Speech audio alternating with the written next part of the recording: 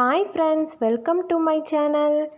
இன்றைக்கி ஒரு welcome drink தான் பார்க்க போகிறோம். என்னென்னா ரோஸ் மில்க். அதை எப்படி செய்கிறதுன்னு பார்க்கலாம் வாங்க.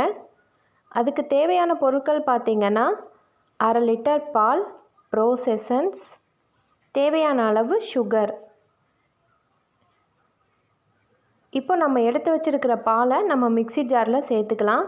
இது ஆல்ரெடி நான் காய்ச்சி ஆற வச்சதுக்கப்புறமா ஃப்ரிட்ஜில் ஸ்டோர் பண்ண பால் அப்படியே சேர்த்துக்கிறேன்னா.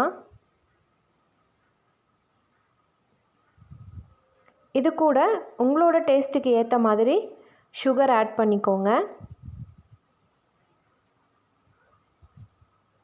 இது கூடவே 1 ஸ்பூன் ரோஸ் எசன்ஸ். இப்போ இதை மிக்ஸி ஜாரில் நல்லா அரைச்சி எடுத்துக்கலாம். இப்போ இதை நல்லா அரைச்சாச்சு. இப்போ நம்ம சர்வ் பண்ணுற ஜாருக்கு மாற்றிடலாம். அவ்வளோதான், நம்மளோட டேஸ்டான ரோஸ் மில்க் சூப்பராக ரெடி ஆயிடுச்சு. ரொம்ப சிம்பிளாக நம்ம வீட்டில் ரெடி பண்ணிடலாம். கண்டிப்பாக ட்ரை பண்ணி பாருங்கள். இப்போ இது கூடவே நம்ம சப்ஜா விதைகளை வச்சு ரோஸ் மில்க் எப்படி ரெடி பண்ணுறதுன்னு இன்னொரு கிளிப்பிங்ஸ் ஆட் பண்ணியிருக்கேன்.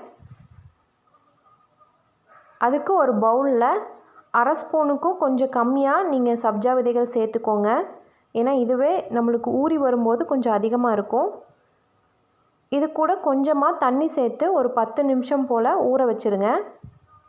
பாருங்கள், இப்போ நல்லா ஊறிடுச்சு. இதில் நம்ம தண்ணிகளை லைட்டாக வடிச்சிட்டு ஒரு 2 ஸ்பூன் சப்ஜா விதைகளை நம்ம ஒரு கிளாஸில் சேர்த்துக்கலாம்.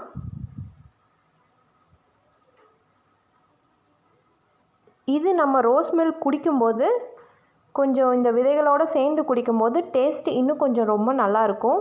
இது ஆப்ஷனல் தான். கண்டிப்பாக ட்ரை பண்ணி பாருங்கள். எப்படி இருக்குன்னு எனக்கு கமெண்ட் பண்ணுங்கள்.